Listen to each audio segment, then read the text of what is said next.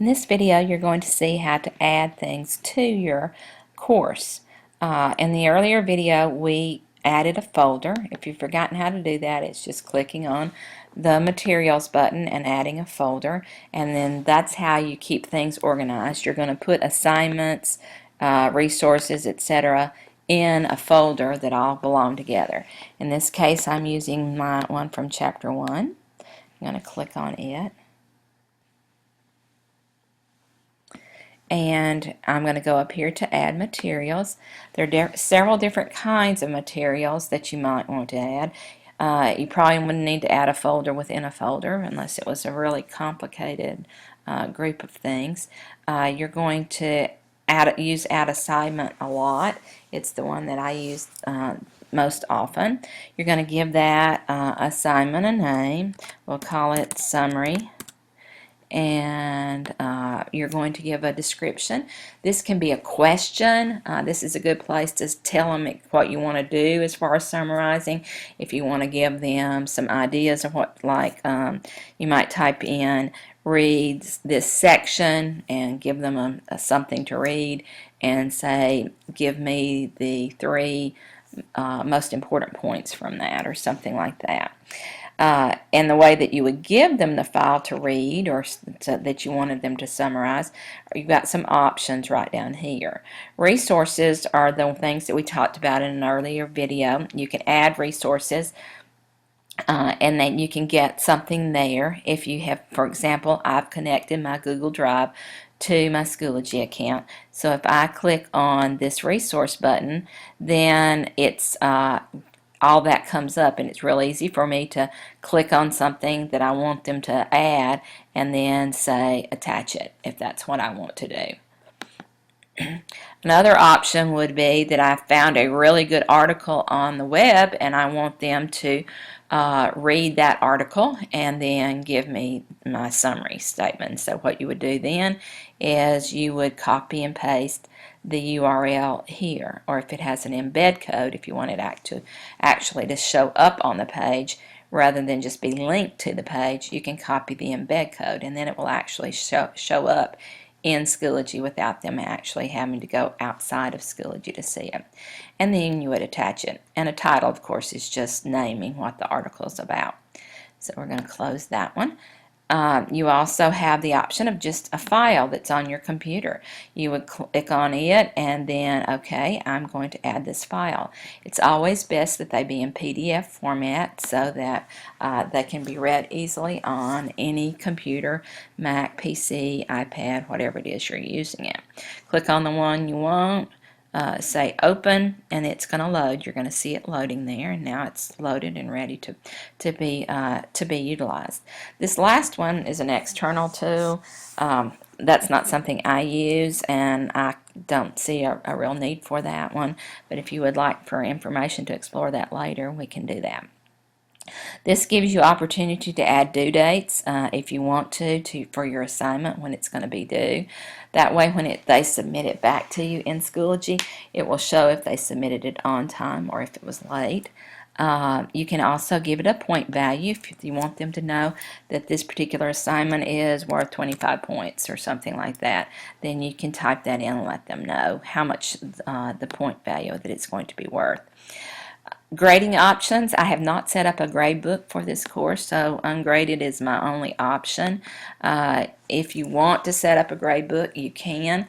The advantage of setting up a grade book is that you actually can see their grades posted all in one place.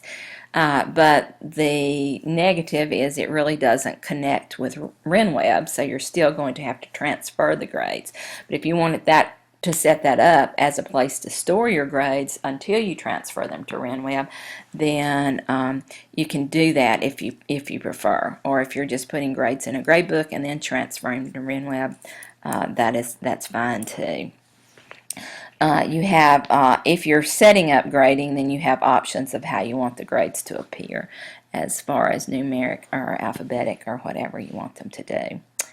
Then down here, the ones that you would want to be focused on primarily, these are some things for individual assignments if you want to add objectives to that.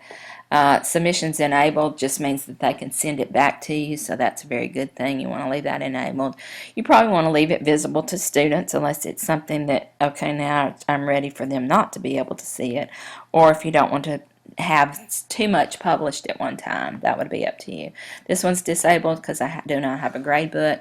Comments enabled means that they can ask questions or make comments on the assignment, and that can be helpful if someone's struggling and doesn't really understand, and you can get back to them that way, or a fellow classmate can get back to them and help them with that. And at that point, I'm ready to create my assignment.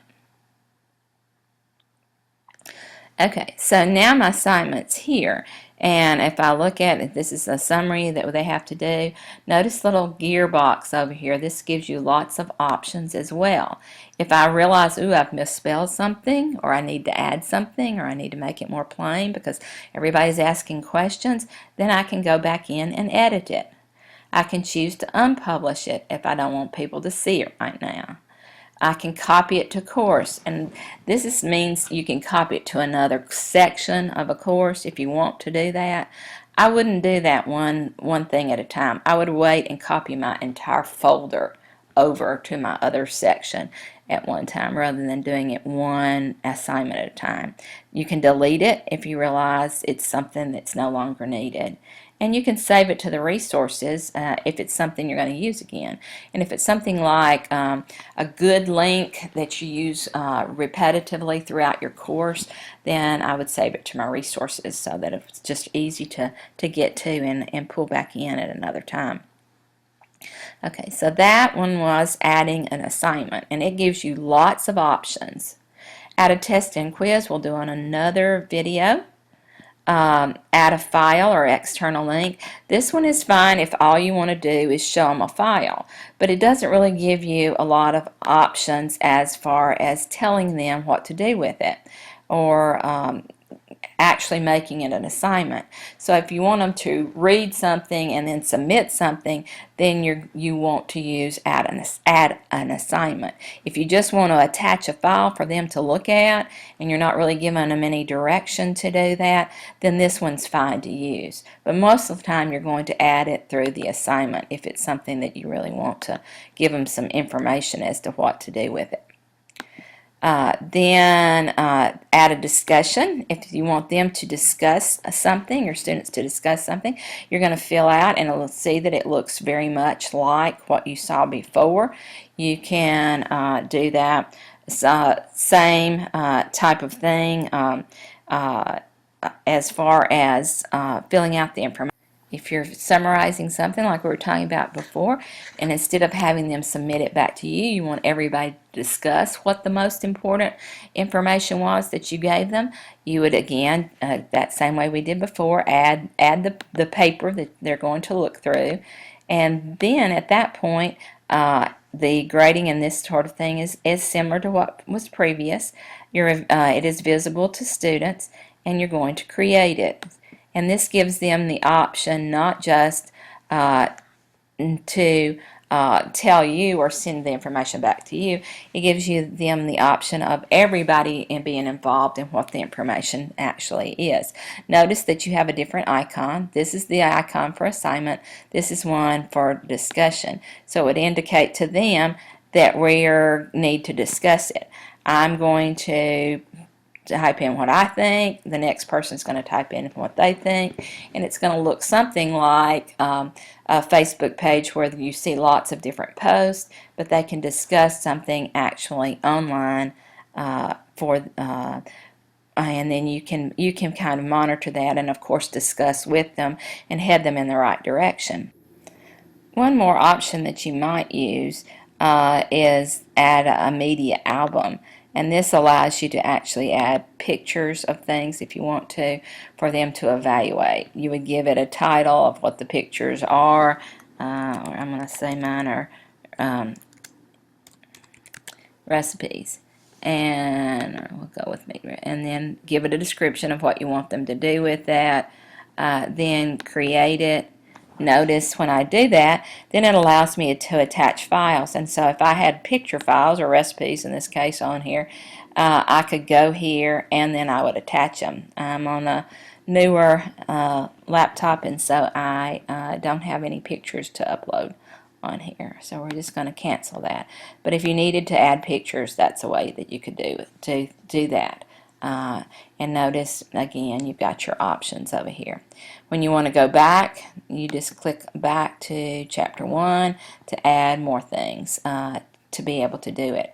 When you want to alter, like if I wanted to change the name of chapter 1, then I need to go back to the food section right here, and on chapter 1, then here's how I would do that. This is how I would delete it. I would edit it. I could save it to resources, but this is the one that you're going to use a lot. Copy to courses. You're going to actually take this whole folder that I've now created and copy it to a different course.